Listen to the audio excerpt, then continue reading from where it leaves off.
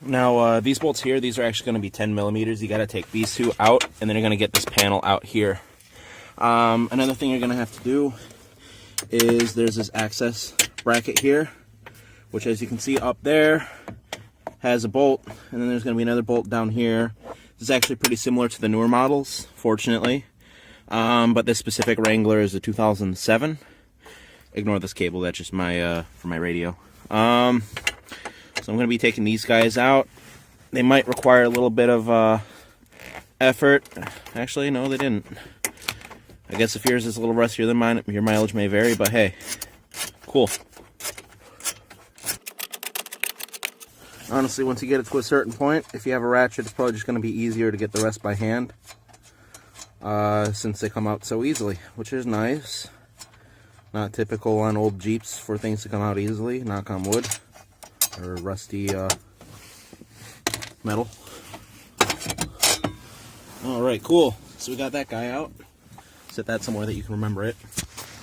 And I have no idea what that is, because that was not... I did not see that on the other Wrangler. My next trouble is going to be getting to that bolt right there, which I'm going to use my finger to compare. Yeah. Getting to that bolt is going to be a pain in the rear. I think I might have to take the housing off my steering wheel, but we shall see. I'm pretty sure it's an 8mm. I've got an 8mm extended socket on it. Now it's really tight, but I actually went in underneath the shroud. Gonna see if I can't get that out now. Oh, that's really stiff. Alright, so as you can see, we've got like no room to work with, but it can be done. Maybe those of you who are watching this will opt to take this plastic here off anyways to make your life a little bit easier. But I think then the problem is you're going to be hitting the actual steering column.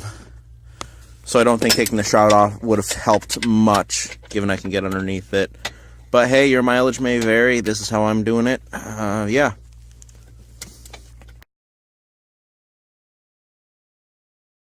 Update on what the heck this is. Also, I've still been working to get that bolt. If you have a right angle adapter, use it. And if you have a drill with a right angle adapter, that's like a minute. But I have neither of those, and I don't want to go to AutoZone right now. So I'm just gonna suffer.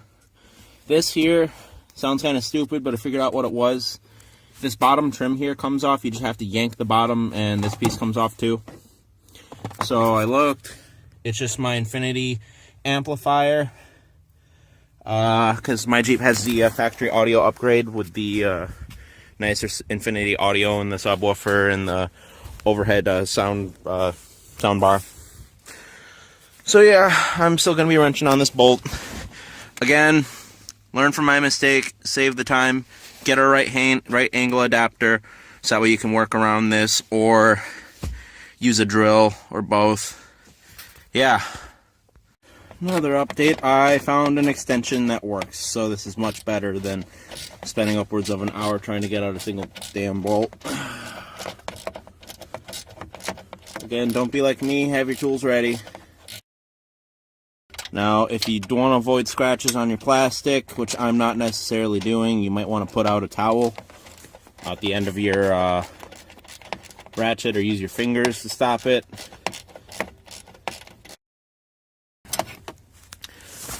Alright, that bolt is loose to the point that my ratchet doesn't want to get it. So now, can I hand spin it? I cannot. But yeah, get that bolt out. After that point, it should be a lot easier. So I have an interesting finding. The orange bolts go to these support brackets. The blue bolts, which are these guys, go to your steering column shield. Yeah. By the way, if you have rust like this, and if you're really bothered by it, you can just get like a fine grit sandpaper and sand it down real good. Once you do that, you can clear coat it. Now the thing is, even if you do that, it'll it'll come back. So, you know, it's up to you, but if this bothers you, then you can do that. But my Jeep is 11 years old now with 167,000 miles, so I don't care. Next bolt we're going to be getting is the secondary bolt for this guy. It's actually underneath the plastic that I took off earlier here. Let me see if I can get my camera in there. It's going to be right here, and that's also 8 millimeters. So you got your 8 millimeter ratchet. Hook it up. Loosen to the point that the bar is loose. And at that point, I recommend hand loosening. You're loosening it, there's a nut up here. And let me get my camera in there. There's a nut right there. You're going to want to hold that in place. If you have pliers, you can do that. But otherwise, you can use your hand. It's loose enough that you can use your hand to do it. Because after a while, you're going to start spinning the nut with the bolt. Get it out, I recommend putting the bolt back in the hole, just that way you have it matched up to the right part. That way you're not trying to put this in the wrong spot. Put it somewhere that you'll remember it, don't lose it. And if you look in there, you can actually see part of the blend door actuator mechanism right there. What that part is it's on a plastic arm that's kind of... Oh, this is hard with one hand. I'll do a doodle on my window. It hooks up like this and it swivels. So yeah. So the next bolt to go is going to be this guy here. Now this one's a 10 millimeter, and this is going to be for my Infinity amplifier. This needs to come out because we need to get in here, which is behind some venting, and this. And I'd rather not try to work my way around it. So you're going to just want to get that guy... Oh, Jesus.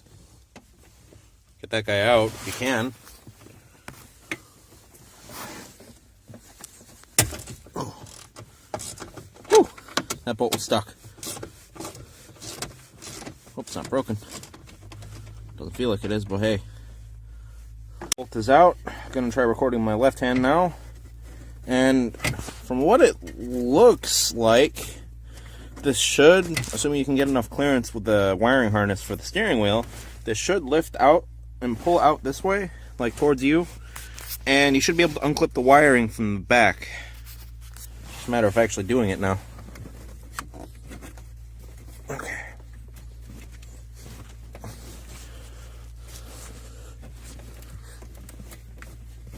Alright, not as easy as I was hoping. Well, time to look into that. Okay, so it was as easy as I was imagining it. What can happen is the rubber mounts on the back, which prevent vibration, may expand over time, given that my Jeep is 11 years old. They did, which will make it feel like you're breaking it if you pull it out. If you're having trouble getting it out, again, it's just that one bolt, and then wiggle and pull, and eventually it will slide out. Don't be afraid, you're not breaking it. So... I did the good old trick of wiggle and pull with a slight excessive amount of force, and it came out perfectly. So, you're going to want to, once you slide it out, you're going to want to get the plastic clips on the back unclipped. Make sure you don't drop it. Just squeeze on the tab, and it should come right out. Like so. Do that for this too. And then set your amplifier aside. Again, this is only if you have the Infinity audio upgrade. Mine does. Yours might not. It's just you need to take this out because you need room to work in here, and I've got some meaty hands. So yeah. Now that we can see the bracket, we see it right there with a blue mark on it. What I'm gonna do is I'm gonna start up my car. And I'm gonna change it from hot to cold and see if that piece there moves, because you should see that moving. If it moves, then that means I did all this for nothing. So here we go.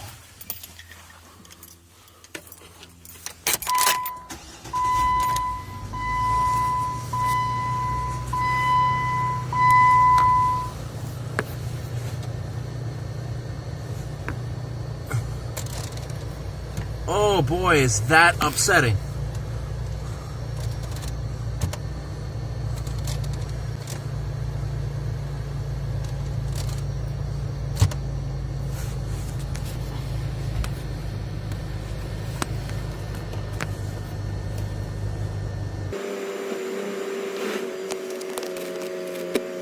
Alright, so that means I just wasted my time, but hey, now I know.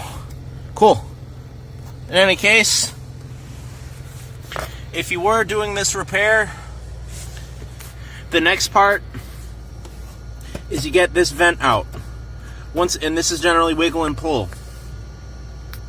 Once you get that vent out, you have easy access to the